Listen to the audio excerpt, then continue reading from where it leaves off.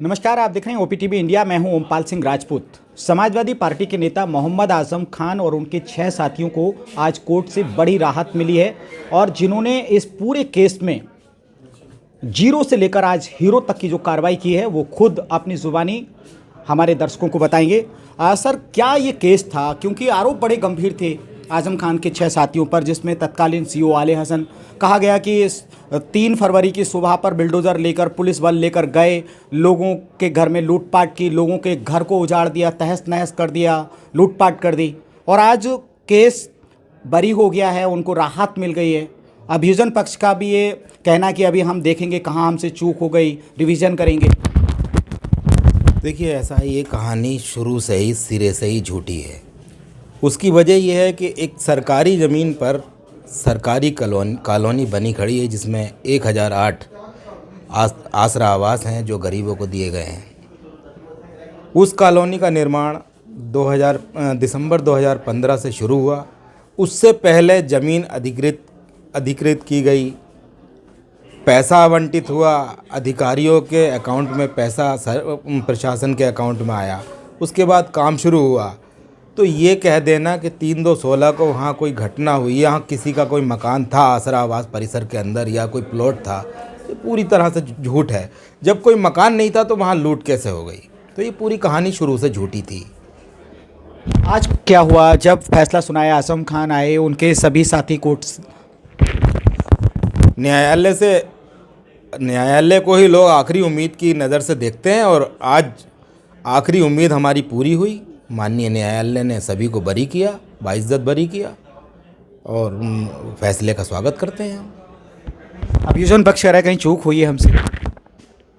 वो उनका अपना अधिकार है, अपना हर आदमी, हर पक्ष अपना प्रयास करता है। काफ़ी दिन से इसमें बहस और गवाह चल रही थी क्योंकि आजम खान साहब का नाम तो था नहीं उसके अंदर, लेकिन पुलिस ने बताया कि गवाह जो इसमें 6 लोग थे आरोपियों के बयान के आधार पर उनका नाम शामिल किया गया। कोई राजनीतिक शय थी या फिर कुछ और कारण?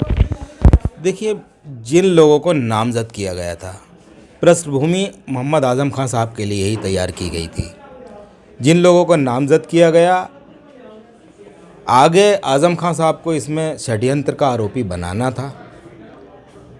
इसी कड़ी में 25 जुलाई 2019 को ये FIR कंप्लेनेंट की तरफ से लिखाई गई।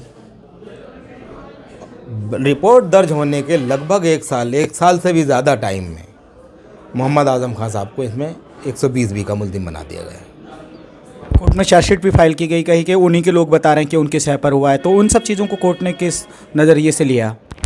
देखिए, मुल्ज़िम का जो बयान होता है, जो पुलिस रिकॉर्ड करती है, उसकी कोई अहमियत कानून की नज़र में नहीं होती है।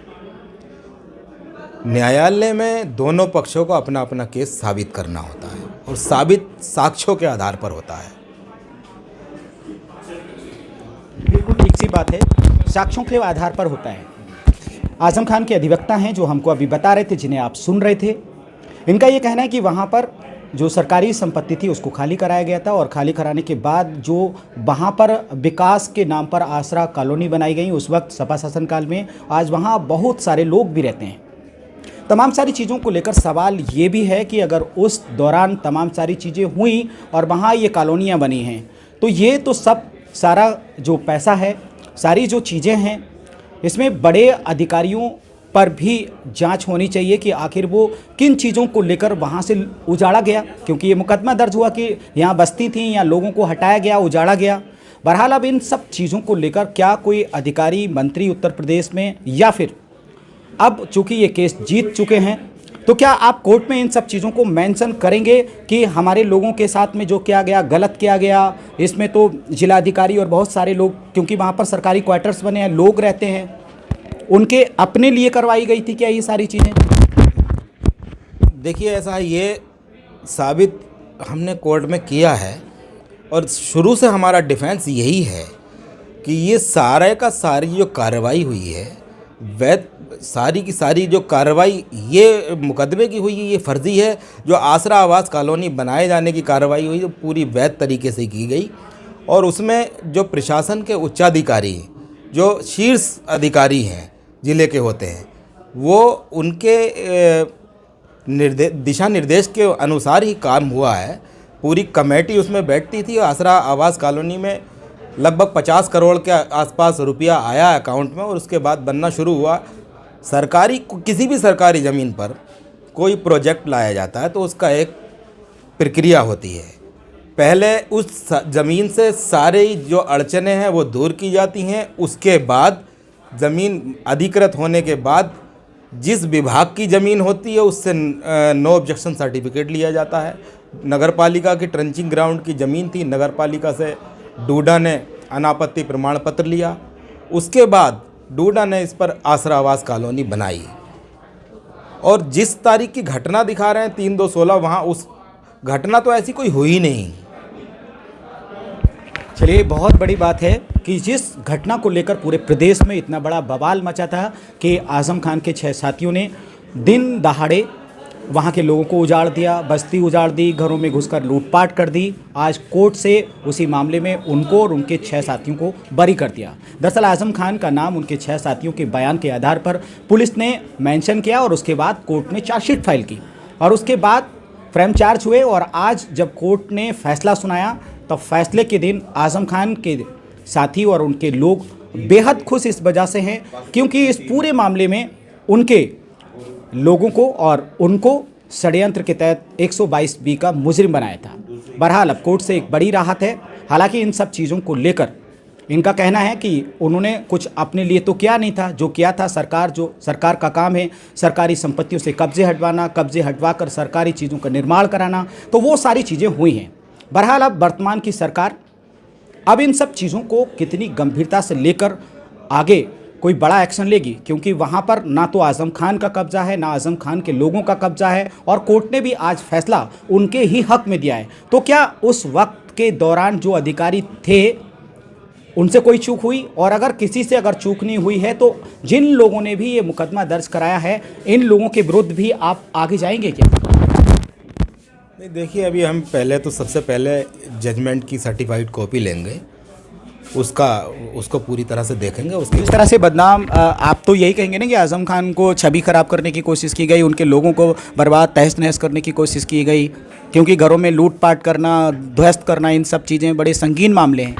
राहत भली, जाहिर सी बात है, ऐसा कोई घटना वहाँ पर नहीं हुई। दूसरी बात, सबसे बड़ी बात यह है कि जो वादी लोग हैं इनके साथ कुछ लोगों ने, भूमाफिया टाइप के लोगों ने धोखाधड़ी की, सरकारी ज़मीन इन लोगों को बेच दी। लेकिन किसी का वहाँ 3/2/16 का कोई मकान नहीं था। किसी आदमी ने आपके साथ धोखाधड़ी की, मसलन ए ने धोखाधड़ी की, तो ऐसा नहीं है कि बी के ख़िलाफ़ आप मुकदमा करेंगे। और मुकदमा 3 साल की देरी से करने का कोई कारण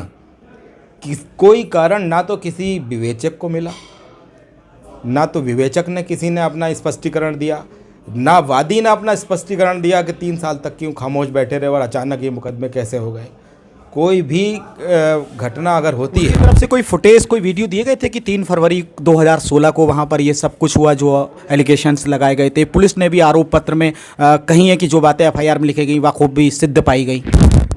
देखिए, ऐसा है, आप खुद पत्रकार हैं और पत्रकारिता का आपका भी लंबा कैरियर है, मैं देखता हूँ। कोई भी डेमोलिशन की कार्रवाई कहीं होती है तो वहाँ तमाम सारा प्रिंट मीडिया, इलेक्ट्रॉनिक मीडिया सब होते हैं। ऐसा नहीं है कि कोई चीज़ छिपी रहेगी, लेकिन कोई वीडियो फुटेज, कोई वीडियो क्लिप आज तक हमने ऐसी देखी नहीं, ना तो अभियोजन की तरफ से पेश की गई और कोई घटना ऐसी हुई नहीं, तो वहाँ वीडियो क्लिप क्या होगी।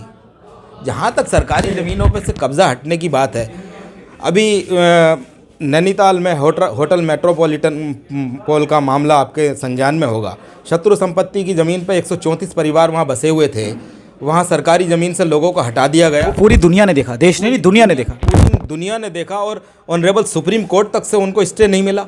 तो आज की सरकार, क्या आज बुलडोजर नहीं चलते हैं? आज के हमारे मुख्यमंत्री तो बुलडोजर बाबा के नाम से मशहूर हैं। इसी वजह से तो बार बार सरकार में है। जी, बिल्कुल। आज भी अगर कोई चीज़ होना चाहिए, अगर कुछ गलत है तो वहाँ बुलडोजर चल रहा है। अगर आज भी चल रहा है तो क्या गलत चल रहा है? चलिए, जजमेंट को पढ़ेंगे और पढ़ने के बाद इस केस में आगे भी वो क्या एक्शन लेंगे ये भी वक्त बताएगा। OPTV इंडिया पर खबरों का सिलसिला लगातार जारी है। अगर अभी तक आपने हमारे चैनल को सब्सक्राइब नहीं किया तो अब अभी कर लीजिए और क्या है हमारी खबरों को लेकर आपकी राय कमेंट्स बॉक्स में लिखना कभी ना भूलें। नमस्कार।